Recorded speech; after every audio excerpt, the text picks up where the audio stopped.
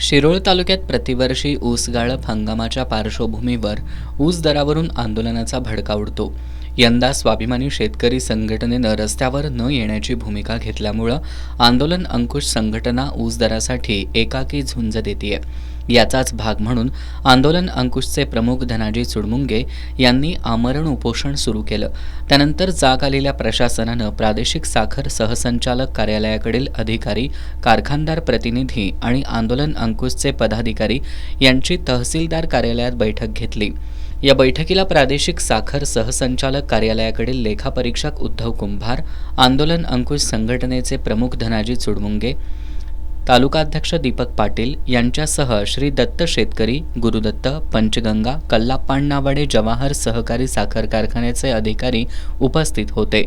बैठकीपूर्वीच ऊस दराबाबत 9 डिसेंबरला जिल्हाधिकारी कार्यालयात बैठक होणार असल्याचं स्पष्ट करण्यात आल्यानं आजच्या बैठकीत आंदोलन अंकुशनं स्थानिक कारखानदारांकडे केलेल्या मागण्यांवर चर्चा झाली. यामध्ये ऊसतोडीसाठी कारखाना कार्यक्षेत्रातील ऊसतोडीला प्राधान्य दिलं जावं, क्रमपाळीनुसार ऊसतोडणी द्यावी, 80% लागण आणि 20% खोडवा या प्रमाणानुसार कारखान्यांनी त्यांच्याकडील ऊसतोडणी कार्यक्रम सार्वजनिक करावा, ऊसतोड मजूर आणि वाहतूकदार यांनी खुशाली घेऊ नये म्हणून कारखान्यांनी परिपत्रक काढावं, तरीही जे खुशाली घेतील त्यांच्या बिलातून संबंधित रक्कम वजा करावी या मागण्यांचा समावेश होता.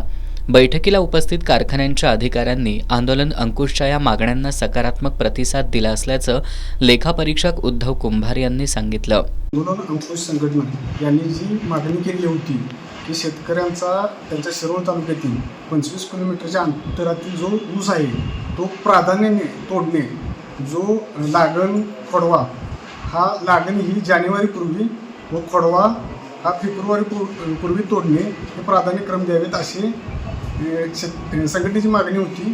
ती येथील साखर कारखान्यांनी मान्य केली आहे. आजच्या बैठकीत आंदोलन अंकुशच्या स्थानिक पातळीवरील मागण्या मान्य झाल्या असून जिल्हाधिकारी कार्यालयातील बैठकीत ऊस दराबाबत सन्मानजनक तोडगा निघाला नाही तर आंदोलन अंकुश आक्रमक आंदोलन करेल असा इशारा धनाजी चुडमुंगे यांनी दिलाय. कुठल्याही वाहतूकदाराला किंवा मजुराला पैशाची मागणी केली तर त्याची तक्रार करा आणि जास्तीत जास्त शेतकऱ्यांनी देऊ नये अशा पद्धतीचं त्यांनी आवाहन केलेलं आहे.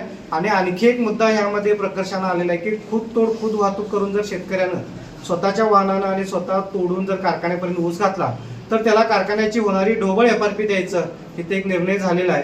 आणि अशा पद्धतीनं भागातला ऊस हा प्राधान्यानं तुटला पाहिजे. कुठे शेतकऱ्यांची तिथं अडवणूक होता कामा नये. आणि ज्या शेतकऱ्यांना खुद वाहतूक करून गेलं तर 4100 किंवा 4200 रुपये ऊसाचा दर देण्याचं त्यांनी कबूल केलेलं आहे. अशा पद्धतीचे चांगले निर्णय आत्ताच्या ह्या चांगल्या बैठकीमध्ये झालेले आहेत. फक्त ऊस दराचा जो प्रश्न आहे तो जिल्हाधिकाऱ्यांनी पत्र काढल्यामुळं या मधल्या दरम्यानच्या काळामध्ये म्हणून तो 9 तारखेपर्यंत पुढे गेलेला आहे. पण 9 तारखेला जर जिल्हाधिकारी कार्यालयाच्या मीटिंगमध्ये जर दराचा तोडगा निघाला नाही किंवा शेतकऱ्यांच्या मागणीप्रमाणे जर दर नाही मिळाला तर आम्ही 9 तारखेनंतर 10 तारखेला 9 तारखेला आम्ही शिरोळात पुन्हा सभेचं आयोजन केलेलं आहे. आणि 10 तारखेला आम्ही पुन्हा चौकामध्ये जर आमच्या म्हणण्याप्रमाणे दर नाही मिळाला तर ऊसाची वाहनं सगळ्या कारखान्यांची रोखणार आहे हे आम्ही आता जाहीर करतोय. आजच्या बैठकीला आमदार राजेंद्र पाटील यड्रावकर यांच्या शरद सहकारी साखर कारखान्याचे अधिकारी उपस्थित नव्हते. याची बैठकीच्या ठिकाणी चर्चा रंगली होती.